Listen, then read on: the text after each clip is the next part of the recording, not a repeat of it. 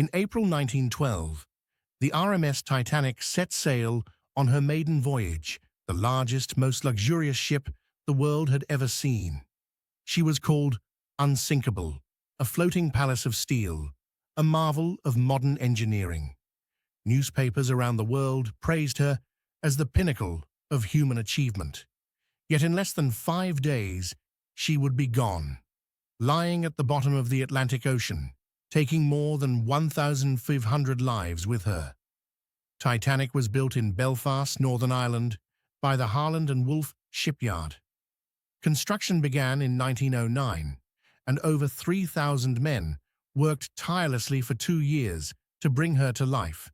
She measured 269 meters from bow to stern, stood as tall as an 11-story building, and weighed an astonishing 46,000 tons. She was the largest moving object ever created by man at that time. Her hull was made of steel plates, riveted together, her 4 towering funnels a statement of power and prestige. Inside, Titanic was a masterpiece of Edwardian luxury. First-class passengers enjoyed a grand staircase with ornate ironwork and a glass dome overhead, smoking rooms with leather chairs, a fully equipped gymnasium, Turkish baths, and dining saloons glittering with crystal chandeliers. The second-class accommodations were superior to many first-class cabins on other ships, and even third-class passengers traveled in warmth and comfort, with proper beds and dining rooms, a rarity for the time. 16 watertight compartments, separated by massive doors that could be closed from the bridge, led many to call her unsinkable. On April 10, 1912, Titanic departed from Southampton, England, bound for New York City. Her journey included stops at Cherbourg, France, and Queenstown, Ireland, to pick up more passengers. On board were some of the wealthiest people in the world, names like John Jacob Astor IV and Isidor Straus, along with immigrants from Europe seeking a new life in America. The crew numbered over 900, from officers and engineers to cooks and stewards, each playing a role in the daily life of the ship. For the first 4 days, the voyage was smooth. Passengers strolled along the promenade deck, listened to live music, and enjoyed the finest meals the ship's kitchens could prepare. The weather was clear, and the sea seemed calm and endless. Conversations were filled with excitement about reaching New York, and few could imagine that danger lurked ahead. But April in the North Atlantic still brought the risk of icebergs drifting south from the Arctic. On April 14th, Titanic began receiving ice warnings from other ships in the area.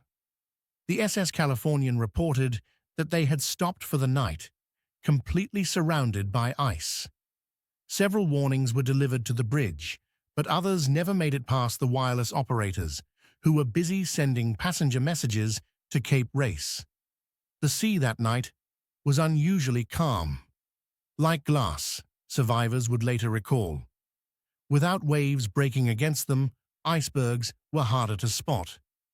At 11:40 p.m., Lookout Frederick Fleet, stationed high in the crow's nest, saw a massive iceberg looming directly ahead. He rang the warning bell 3 times and called down to the bridge, "Iceberg, right ahead!" First Officer William Murdoch ordered the ship turned hard to port, and the engines reversed. Titanic began to swing, but her vast size and speed worked against her.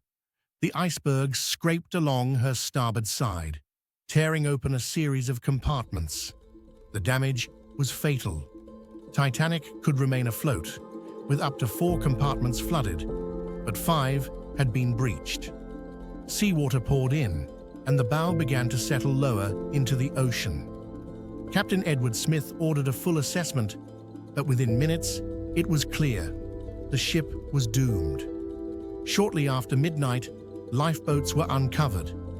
Titanic carried only 20, enough for about half the people on board. This met the legal requirements of the time, but left no margin for a disaster of this scale. The rule was, women and children first. and many men stood back to let others board. Some passengers refused to leave the safety of the ship, believing it was safer to stay aboard than to venture out into the freezing Atlantic in a small boat. As a result, the first lifeboats left with far fewer passengers than they could hold. On deck, the ship's band played cheerful tunes in an effort to maintain calm. Survivors remembered the haunting strains of "Nearer, My God, to Thee" as the final song they heard from the musicians. Below, the engineers kept the lights burning and the pumps running, buying precious minutes for those escaping above. By 2 a.m., the forward deck was awash, and the great ship's bow was deep underwater. People clung to the rails, huddled together in the cold. Lifeboats were now being lowered into a sea scattered with chunks of ice, their passengers shivering in the night air. The cries of those still aboard grew louder. At 2:18 a.m., the stern began to rise high into the air. The strain on the ship's structure was immense, and Titanic broke apart between the third and fourth funnels. The bow disappeared into the depths, while the stern remained briefly upright, silhouetted against the starlit sky. For a moment, it seemed frozen in time. Then, with a great rush of water, it too slipped beneath the waves. In the silence that followed, only the moans and shouts of those in the water could be heard. The temperature was below freezing, and most would survive only minutes before succumbing to the cold. For nearly 2 hours, survivors in the lifeboats waited, scanning the darkness for signs of rescue.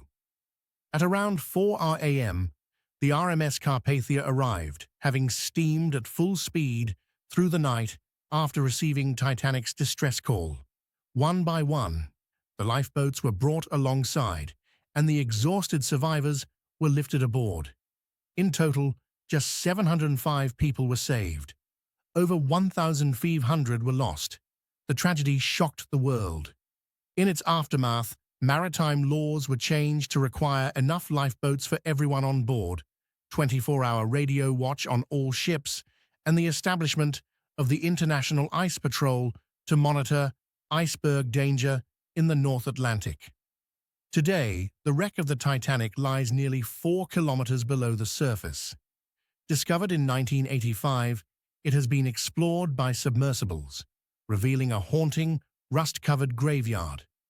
The bow still rests upright, its railings twisted but recognizable. The stern lies in ruins, torn apart by the forces of her sinking.